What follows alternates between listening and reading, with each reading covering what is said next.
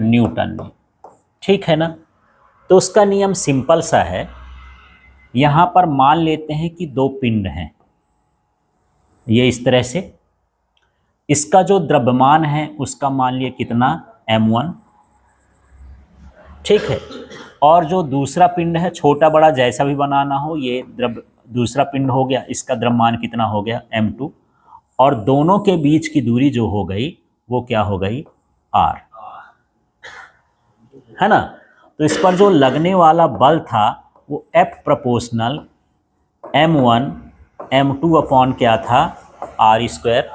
यदि समानुपाती का चिन्ह हटाते हैं तो एक नियतांक आता है, उसको क्या बोलते हैं, g, और ये हो जाता है m1 m2 अपॉन r²। ठीक है।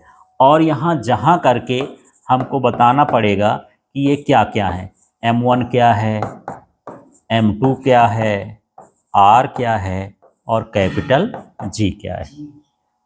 ठीक है। तो इस सूत्र को अब शब्दों में लिखना है। ठीक। F माने हुआ गुरुत्वाकर्षण बल, तो दो पिंडों के बीच लगने वाला गुरुत्वाकर्षण बल। F का नाम क्या हो गया, दो पिंडों के बीच लगने वाला गुरुत्वाकर्षण बल। उन पिंडों के द्रव्यमान, ये कुछ नहीं है तो इसमें क्या है, द्रव्यमान, और यहाँ कोई चिन्ह नहीं तो क्या हो गया, गुणनफल। द्रव्यमान के गुणनफल के समानुपाती होता है। जब ऊपर लिखते हैं तो उसको समानुपाती या अनुक्रमानुपाती कहते हैं, और जब बटे में लिखते हैं तो क्या होता है, व्युत्क्रमानुपाती। और ये उनके बीच की दूरी के वर्ग के व्युत्क्रमानुपाती होता है। ठीक है। तो चलो इसका नियम क्या कहता है, न्यूटन का सार्वत्रिक गुरुत्वाकर्षण का नियम। याद नहीं करना है आपको, सूत्र याद करना है, सूत्र से परिभाषा भी बनेगी और ये सारी चीजें बन जाएंगी। ठीक है। तो चलो चालू करते हैं। इसका नाम लो, दो पिंडों के बीच लगने वाला गुरुत्वाकर्षण बल। फिर हाँ, उनके द्रव्यमानों के गुणनफल के समानुपाती होता है तथा उनके बीच की दूरी के वर्ग के व्युत्क्रमानुपाती होता है। तो अब मैं जहां हाथ रखूंगा वहां आपको बोलना है। हाँ बोलो तो आप, बस इतना ही बोलो, दो पिंडों के बीच लगने वाला गुरुत्वाकर्षण बल। अब इसको बोलो, हाँ, उनके द्रव्यमानों के गुणनफल के समानुपाती होता है। ठीक। फिर इसको बोलो, तथा उनके बीच की दूरी के वर्ग के व्युत्क्रमानुपाती होता है। ठीक है।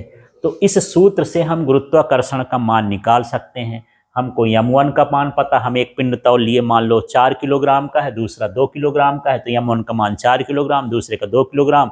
दोनों के बीच की दूरी मान लो 5 मीटर है, तो यहाँ 5 मीटर रख देंगे, g का मान रख देंगे, तो बल का मान पता चल जाएगा।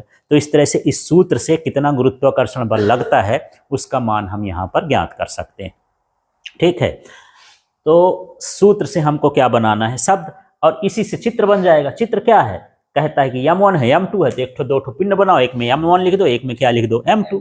इनके बीच की दूरी r है तो इसमें r लिख दो, d लिखा है तो d लिख दो। कभी r भी दर्शा देते हैं, कभी d भी दर्शाते हैं। चित्र भी इसी से बन जाएगा, इसी से वो भी बन जाएगा, और यहाँ ये g हटाओगे तो समानुपाती का चिन्ह भी बन जाएगा। मतलब आपको इतना याद रखना है तो चित्र भी बना सकते हो, इसको भी लिख सकते हो, इसको भी लिख सकते हो, परिभाषा भी लिख सकते हो। तो सारी चीज क्लियर हो गई।